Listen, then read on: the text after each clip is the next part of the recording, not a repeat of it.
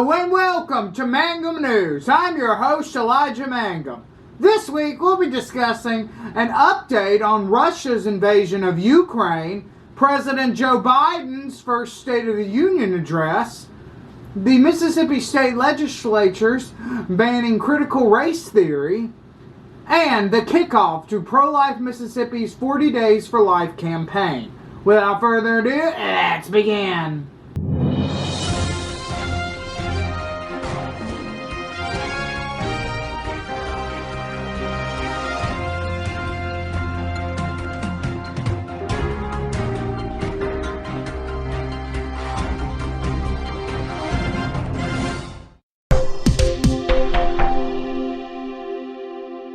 Over a week after Russia invaded Ukraine, the Ukrainian military and its people are pushing back as Russia continues to conquer more and more cities, including a bombing of a nuclear power plant. Ukrainian President Vladimir Zelensky has refused to evacuate and is instead staying in Kyiv with the country's defenses. Due to these efforts, Russia is underperforming in the invasion than most expected. For more updates, stay tuned next week, right here on Mangum News.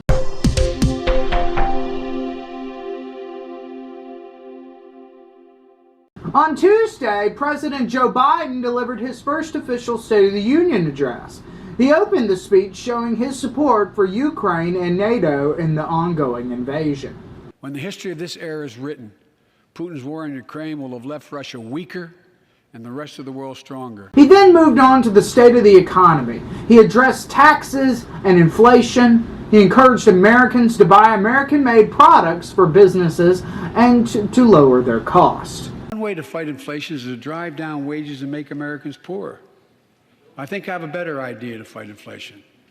Lower your costs, not your wages. And folks,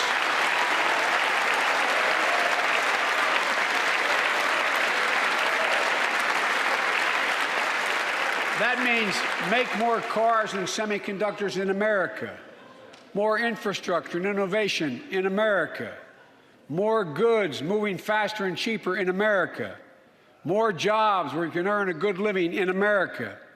Instead of relying on foreign supply chains, let's make it in America.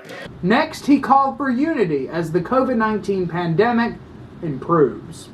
The vaccine can stop the spread of these diseases. You know, we've lost so much in COVID-19. Time with one another.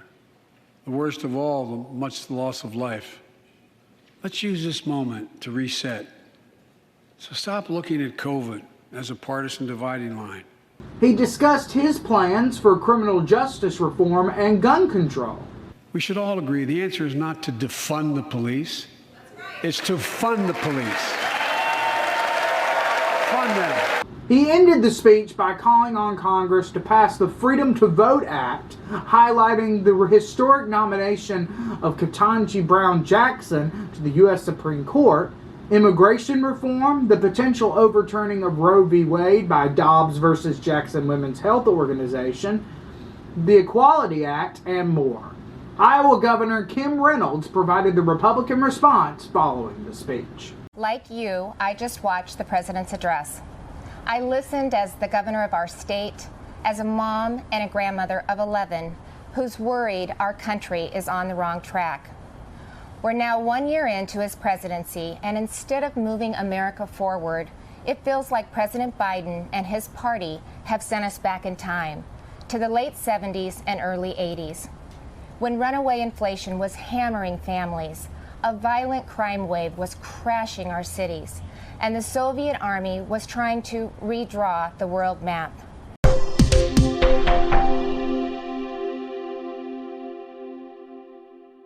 On Thursday, the Mississippi House of Representatives passed the Critical Race Theory Prohibit Bill. The bill will ban critical race theory in Mississippi public schools. This comes after the Senate passed the bill in January. The House Democratic Caucus voiced their opposition following the vote.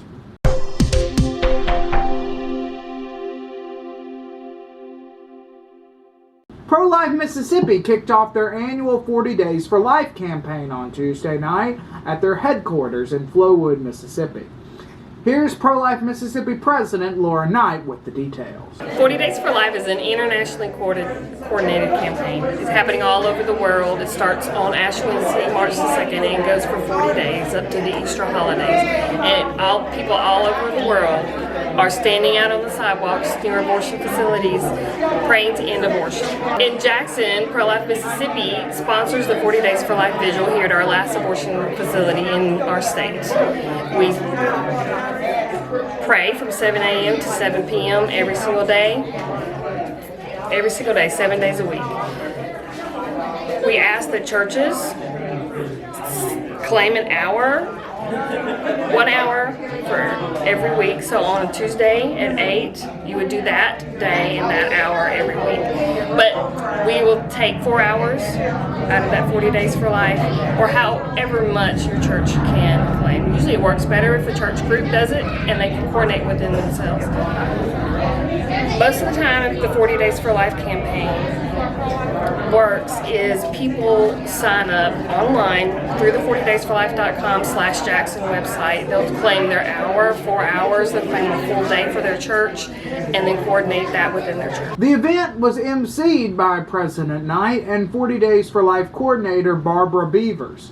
Dayspring Community Church pastor Dr. Matt Freeman and Cleary Baptist Church pastor Dr. Ben Rogers provided the opening and closing prayers. Support ProLife Mississippi and pro-life causes as a Christian, and I was asked to come speak tonight, actually to pray tonight for the upcoming 40 Days of Life here in Mississippi, and so I did it. I got the opportunity to and wanted to do it, and we came and did that tonight. It was a great night. We got to hear some great speakers.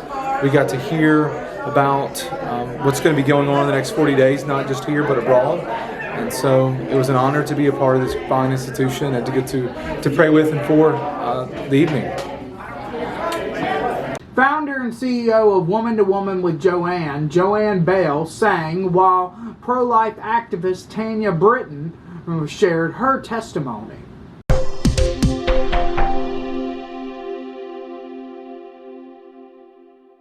On Saturday, associate pro-life organization Warriors for Life hosted a peaceful prayer march at the state capitol. It was a night of speakers, prayer, and worship. Notable speakers include Warriors for Life President Monica Cable, Pro-Life Mississippi President Laura Knight, Dr. Joseph Parker of American Family Radio, and more. So Monica Nicole Cable here. We just concluded the Prayer March for Life, held right here on the stairs of the Mississippi State Capitol for such a time as this.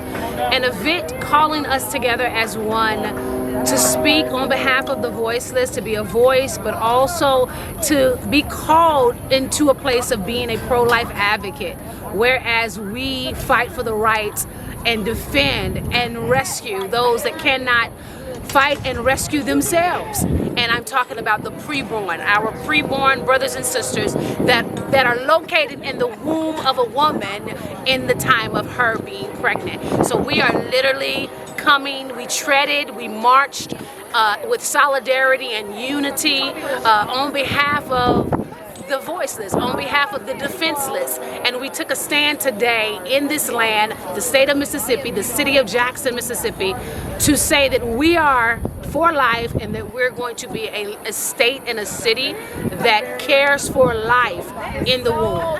That's all we have for this week. Make sure to like, share, and subscribe on YouTube, Facebook, and Twitter. Thanks for watching, and we'll see y'all on Sunday.